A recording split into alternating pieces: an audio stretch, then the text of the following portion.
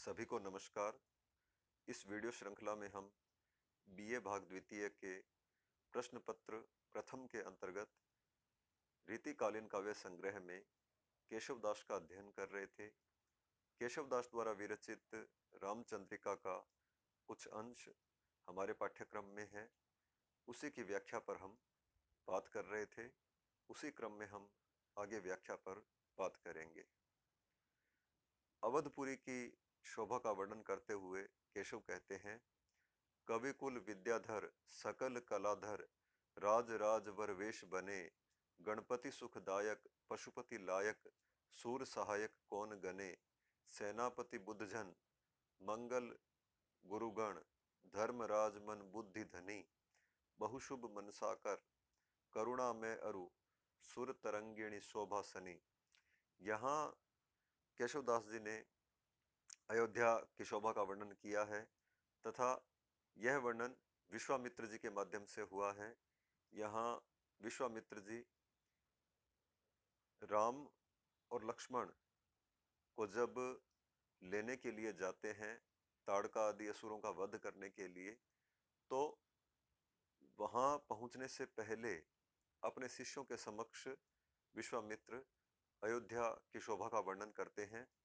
उसी शोभा का वर्णन करते हुए विश्वामित्र जी कहते हैं कि कविकुल विद्याधर, वो कहते हैं कि अयोध्या स्वर्ग के समान है कि जिस प्रकार स्वर्ग में विभिन्न प्रकार के राजा, विविध प्रकार की सुख के साधन, विभिन्न प्रकार का वैभव वहाँ उपस्थित है, वैसा ही वैभव अयोध्या में भी उपस्थित है।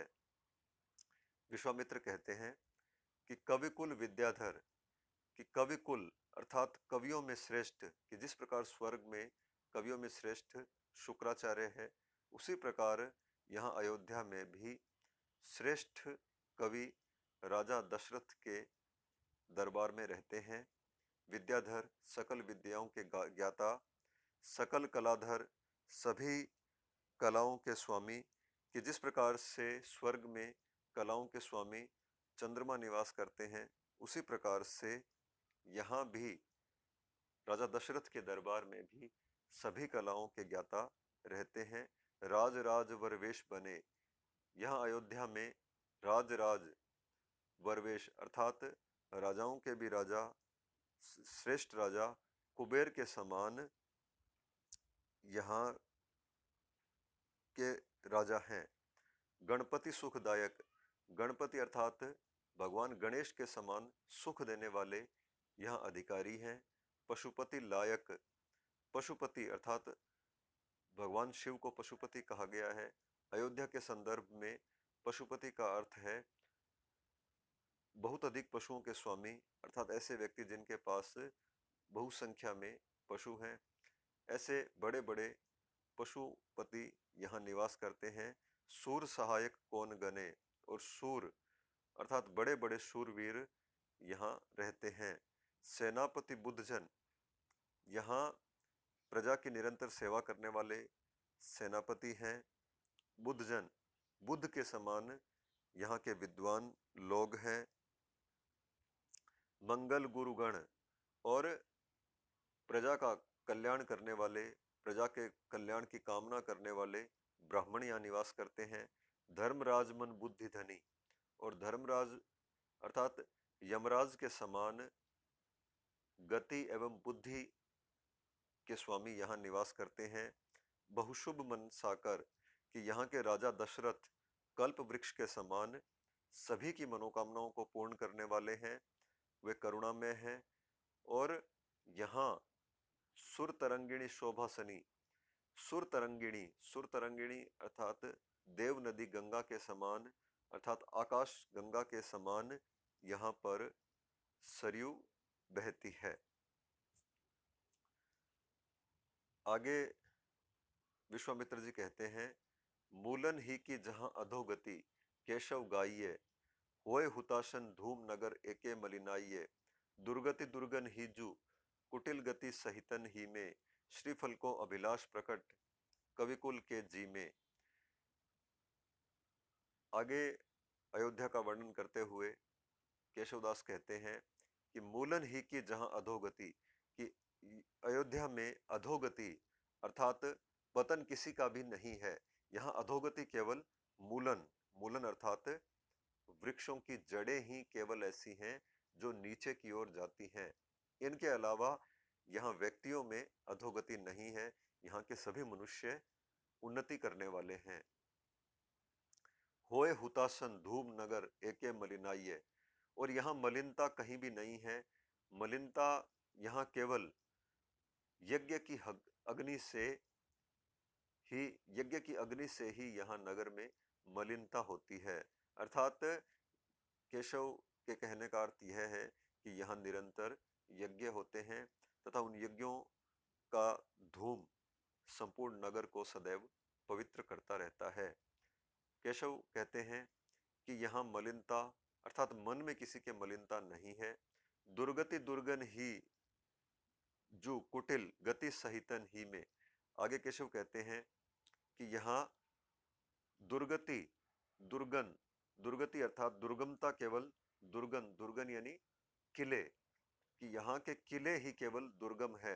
अर्थात यहाँ कुछ भी दुर्गन नहीं है, अर्थात यहाँ दुर्गुणों को धारण करने वाले कोई भी लोग नहीं हैं।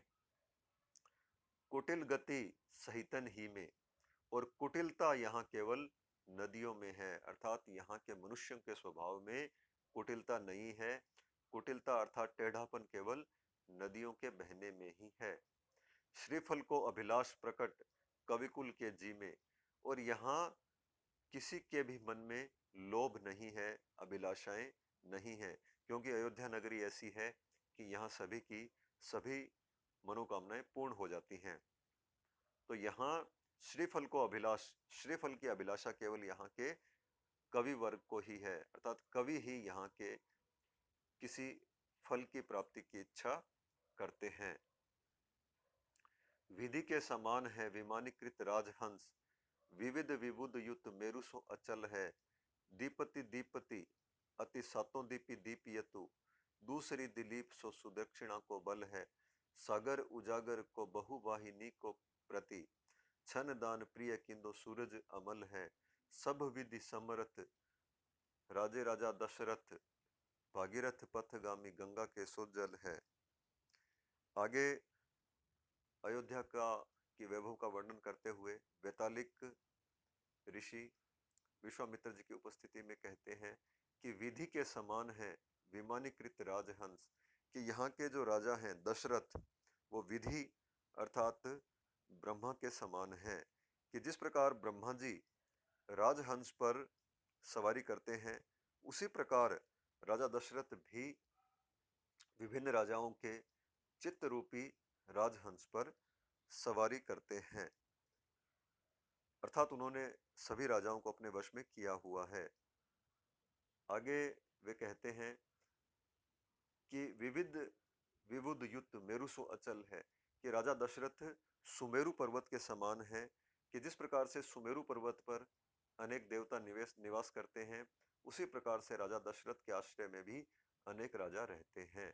दीपति दीपति अति सातों दीपी दीपियतु, यहाँ दीपति दीपति शब्द में यमक अलंकार है। दीपति का, पहले दीपति का अर्थ है उनका यश या कीर्ति, और दीपति का अर्थ है देदीप्यमान होती है, अर्थात राजा दशरथ की कीर्ति चारों ओर देदीप्यमान होती है, प्रकाशित होती है। अति सातों दीपी दीपियतु, और उनके यश से सातों दीप प्रकाशित है। सातों द्वीप जिनके यश से प्रकाशित माने गए हैं, ऐसे राजा दशरथ की कीर्ति है। दूसरी दिलीप सो सुदक्षिणा को बल है, कि राजा दशरथ जो हैं वो दूसरे दिलीप हैं।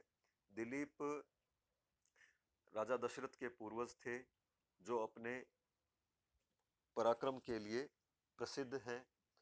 उन्हीं के विषय में केशवदास कहते हैं कि दशरथ जो है वो दूसरे दिलीप हैं, और सुदक्षिणा राजा दिलीप की पत्नी सुदक्षिणा थी।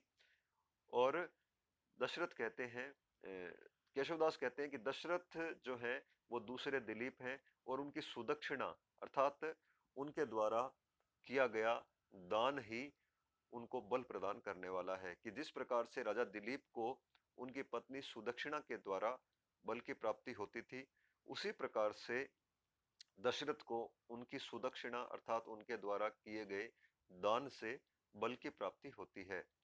सागर उजागर को बहुवाहिनी को प्रति छन दान प्रिय किंतु सूरज अमल है। कि सागर उजागर, कि जिस प्रकार से सागर अर्थात समुद्र विभिन्न प्रकार की विभिन्न नदियों को धारण करता है और वह विभिन्न नदियों का स्वामी कहलाता है, उसी प्रकार से राजा दशरथ भी सागर के समान हैं और वो विभिन्न प्रकार की सेनाओं को धारण करते हैं। छन दान प्रिय किंतु सूरज अमल है, और वे सभी को आनंद प्रदान करने वाले हैं, और सूरज यानी सूर्य के समान वे अंधकार का नाश कर प्रकाश उत्पन्न करने वाले हैं और अमल हैं। सब विधि समरथ राजे राजा दशरथ, भागीरथ पथगामी गंगा के सो जल है। आगे वे कहते हैं कि राजा दशरथ जो हैं वो सभी प्रकार से समर्थ हैं, सुशोभित हैं, भागीरथ पथगामी, और वे अपने पूर्वजों राजा भगीरथ जो थे वे राजा दशरथ के पूर्वज थे, और वे धरती पर गंगा नदी को लेकर आए थे। इसी क्रम में दशरथ के लिए कहा जा रहा है कि दशरथ भी जो है वो भगीरथ के ही अनुगामी हैं, और जैसे गंगा का जल राजा भगीरथ के द्वारा बताए गए मार्ग पर उनके पीछे पीछे चला, उसी प्रकार से राजा दशरथ भी अपने पूर्वजों के मार्ग पर ही चल रहे हैं तथा वे लोक कल्याण की भावना से अनुप्राणित हैं। यहाँ रूपक, उपमा, अनुप्रास आदि अलंकार हैं।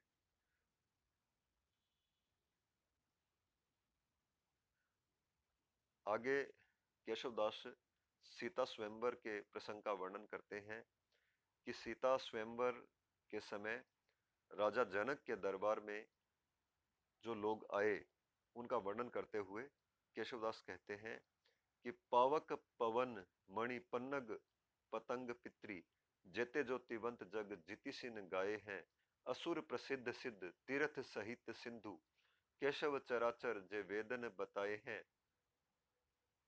अजर अमर अज अंगी ओ अनंगी सब बरणी सुनावे ऐसे कौन गुण पाए हैं, सीता के स्वयंवर को रूप अवलोकी बेको भूपन को रूप धरी विश्व रूप आए हैं। यहाँ सीता के स्वयंवर का वर्णन करते हुए केशव कहते हैं कि संसार में जितने भी ज्योति के केंद्र बताए गए हैं अर्थात जितने भी प्रकाशवान पदार्थ बताए गए हैं वे सभी राजा जनक के दरबार में सीता स्वयंवर के समय उपस्थित है। केशव कहते हैं कि सीता के स्वयंवर में पावक अर्थात अग्नि, पवन, मणि पन्नग मणि को धारण करने वाले सरप्राज, पतंग, सूर्य, पितृ अर्थात पितृलोक में रहने वाले समस्त देवगण, जेते ज्योतिवंत जितने प्रकार के ज्योति पुंज जग संसार में जितिसिन गाए हैं, ज्योतिषियों के द्वारा गाए गए हैं, ज्योतिषियों के द्वारा जितने बताए गए हैं वे सभी वहां पर उपस्थित हैं। असुर प्रसिद्ध सिद्ध तीर्थ सहित सिंधु, प्रसिद्ध असुर सभी सिद्ध सभी तीर्थ और उनके सहित ही सागर, केशव चराचर जे वेदन बताए हैं। केशव कहते हैं कि जितने भी चराचर वेदों में बताए गए हैं।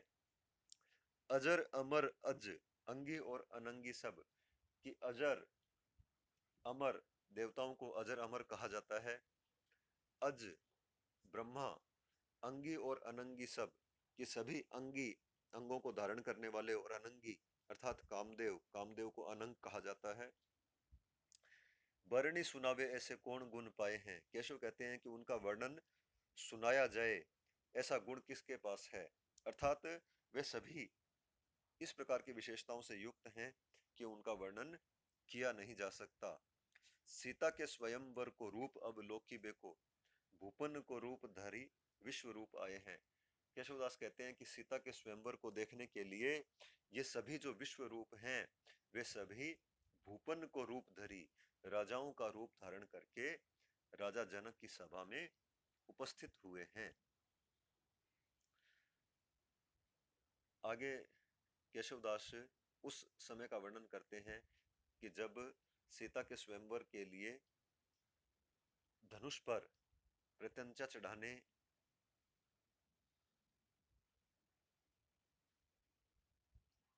धनुष की प्रत्यंचा चढ़ाने के लिए कोई भी सक्षम नहीं हुआ, उसी स्थिति का वर्णन करते हुए केशव कहते हैं कि सातहु दीपन के अवनीपति हारी रहे जिय में जब जाने 20 बिसे व्रत भंग भयो सुख हो अब केशव को धनुताने शोक की आगे लगी परिपूर्ण आई गए घनश्याम बिहाने जानकी के जनकादिक के सब फूल उठे तरु पुण्य पुराने। केशवदास कहते हैं कि सातहु दीपन के अवनीपति हारी रहे जिय में जब जाने कि सातों दीपों के अवनीपति सातों द्वीपों के राजा हार गए हैं, अर्थात वे उस धनुष की शिव धनुष की प्रत्यंचा नहीं चढ़ा पाए हैं। ऐसा जब राजा जनक ने अपने मन में जान लिया तो 20 बिसे व्रत भंग भयो सुख हो अब केशव को धनुताने, और उनके मन में यह बात आई कि मेरा व्रत अर्थात मेरा संकल्प 20 बिसे 20 बिस्वा अर्थात निश्चित रूप से भंग हो गया है। राजा जनक ने यह संकल्प लिया था कि सीता के स्वयंवर में उपस्थित जो भी व्यक्ति शिव धनुष की प्रत्यंचा को चढ़ा देगा उसी के साथ सीता का विवाह होगा। लेकिन राजा जनक ने देखा कि जब बड़े बड़े राजा ऐसा करने में सक्षम नहीं हो पाए हैं तो उन्हें लगता है कि अब मेरा व्रत भंग हो गया है। शोक की आग लगी परिपूर्ण आई गए घनश्याम बिहाने, और उनके मन में जो शोक की अग्नि लगी उस शोक की अग्नि को बुझाने के लिए आई गए घनश्याम बिहाने अर्थात राम रूपी घनश्याम आ गए। कि जिस प्रकार संसार में अग्नि लगने पर बादल उस अग्नि को बरसकर यदि बुझा देते हैं तो वे शोक को हरने वाले माने जाते हैं, वैसे ही राजा जनक के मन में लगी हुई शोक की अग्नि को राम रूपी घनश्याम ने मानो आकर बुझा दिया, और जानकी के जनकादि के सब फूल उठे तरु पुण्य पुराने, और राम के आ जाने से ऐसा लगा जैसे जानकी अर्थात सीता और जनक के सभी पूर्व जन्मों के पुण्य फलीभूत हो उठे हैं। शेष हम करेंगे अगले व्याख्यान में। धन्यवाद।